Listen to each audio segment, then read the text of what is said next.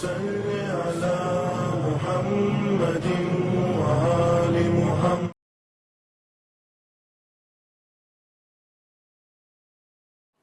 اعوذ باللہ من الشیطان اللعین الرجیم. بسم اللہ الرحمن الرحیم. الحمد للہ رب العالمین وبہ نستعین وہو خیر ناصر ومعین وصلی اللہ علی محمد وآلہ الاطیبین الاطہرین. اللہم صل علی محمد وآل محمد وعجل فرجہم. اما بعد فقد قال اللہ تبارک و تعالی فی القرآن الکریم. بسم اللہ الرحمن الرحیم. ان الذین ینادونک من وراء الحجرات اکثرهم لا یعقلون ولو انہم صبروا حتی تخرج الیہم لکان خیرا لہم واللہ غفور رحیم. صدق اللہ العلی العظیم. ناظرین گرامی، السلام علیکم ورحمۃ اللہ وبرکاتہ. ایک مرتبہ پھر ہم آپ حضرات کی خدمت میں حاضر ہیں سورہ حجرات کے اخلاقی پیغامات کے عنوان کے تحت اپنی گفتگو کے ساتھ. آج کی ہماری گفتگو تقریباً اپنے 9ویں مرحلے میں داخل ہو رہی ہے، اور آج کی گفتگو کے لیے ہم نے 2 آیتیں سورہ حجرات کی تلاوت کی ہیں، 4 اور 5 نمبر کی 2 آیتیں، جس میں اللہ تبارک و تعالی ارشاد فرماتا ہے کہ بے شک وہ لوگ کہ جو میرے حبیب کو، نبی کو، ان کے حجروں کے پیچھے سے آواز دیتے ہیں، تو یہ کوئی ان کا عقل مندی کا کام نہیں ہے، یہ کوئی ان کا شعور والا کام نہیں ہے. لیکن اگر وہ صبر کرتے یہاں تک کہ رسول خود باہر تشریف لے آتے تو یہ ان کے لیے بہتر ہوتا. اور اللہ بخشنے والا ہے اور رحم کرنے والا ہے. یہ ہے ان 2 آیتوں کا ظاہری ترجمہ جو ہم نے پیش کیا.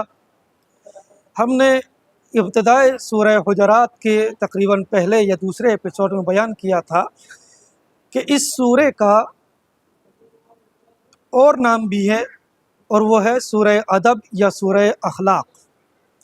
اللہ ان دونوں آیتوں میں بھی ہمیں اپنے حبیب سے گفتگو کا انداز سکھا رہا ہے اور ادب سکھا رہا ہے کہ نبی کو تمہیں کیسے آواز دینا ہے، اور نبی سے کیسے کلام کرنا ہے، اور نبی سے کیسے خطاب کرنا ہے، اور نبی سے کیسے مخاطب ہونا ہے. ہو سکتا ہے کسی کے صفحہ ذہن پر یہ سوال ابھرے کہ اس آیت کا تعلق تو صرف نبی کی حیات سے تھا، نبی کے زمانے سے تھا، اب تو نبی نہیں ہے، لہٰذا اب نبی کو کیسے آواز دی جا سکتی ہے اور اس آیت پر کیسے عمل کیا جا سکتا ہے؟ تو اس کا جواب یہ ہے کہ اس آیت کا تعلق صرف نبی کی حیات اور نبی کے زمانے سے نہیں ہے، بلکہ ہر زمانے سے ہے. اس لیے کہ ظاہراً آج نبی موجود نہیں ہے، لیکن نبی کا حرم تو موجود ہے، نبی کی قبر مبارک تو موجود ہے، نبی کا روضہ تو موجود ہے، معصومین کے روضے تو موجود ہیں. لہٰذا جیسے نبی کی ذات کا احترام ضروری ہے، ویسے ہی ہر اس چیز کا احترام بھی ضروری ہے کہ جو نبی اور معصومین سے منسوب و نسبت رکھتی ہے. لہٰذا یہی وجہ ہے کہ ہمارے یہاں جو افراد زیارت کے لیے تشریف لے جاتے ہیں اور زیارت پر جاتے ہیں، اسی لیے ہمارے یہاں زیارت کے کچھ آداب رکھے گئے ہیں. آپ دیکھیں جو آداب ہمارے یہاں رکھے گئے ہیں وہ دوسرے مذاہب اور دوسرے فرقوں میں کسی اور فرقے میں نظر نہیں آتے ہیں، بلکہ صرف اور صرف ایک مذہب تشیع ہے کہ جس میں زیارت کا بھی ادب رکھا گیا ہے، احترام رکھا گیا ہے، اور انداز اور طریقہ رکھا گیا ہے. کیا ہے ادب؟ روایات میں ہے کہ جب بھی کسی بھی معصوم کے حرم میں جاؤ تو سب سے پہلے اذن دخول پڑھو. اذن دخول کیوں پڑھیں؟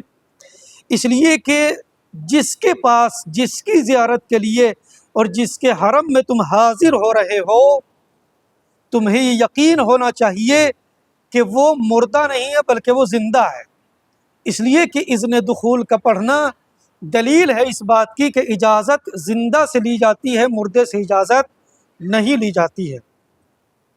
اسی لیے نبی مکرم اسلام نے فرمایا کہ جو شخص میری یا میرے اہل بیت میں سے کسی کی بھی زیارت کرے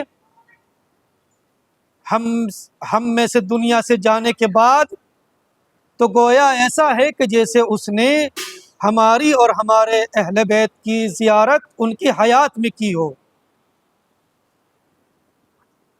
یعنی ظاہراً ہم صرف روزے کی زیارت کے لیے جاتے ہیں، ظاہراً ہم قبر کی زیارت کے لیے جاتے ہیں، ظاہراً ہم حرم کی زیارت کرتے ہیں، لیکن حقیقت میں یہ قبر کی زیارت نہیں ہے بلکہ یہ خود ذات معصوم کی زیارت ہے۔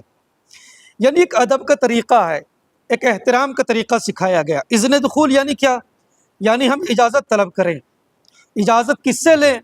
خدا سے اجازت لیں، رسول سے اجازت لیں، خود صاحب قبر سے اجازت لیں، اور ان معصوم ملائکہ اور فرشتوں سے اجازت طلب کریں کہ جن کو اللہ نے اس حرم پر مأمور کیا ہے اور معین کیا ہے۔ جب اجازت لے لی تو اب طریقہ یہ ہے کہ انسان اپنی کمزوری اور اپنی حیثیت کا اعتراف کرے اور صاحب قبر کے اختیار اور ان کی بزرگی کا اقرار کرے۔ ظاہراً نبی نہیں ہے لیکن نبی کی قبر تو ہے، نبی کا حرم تو ہے، نبی کا روضہ تو ہے۔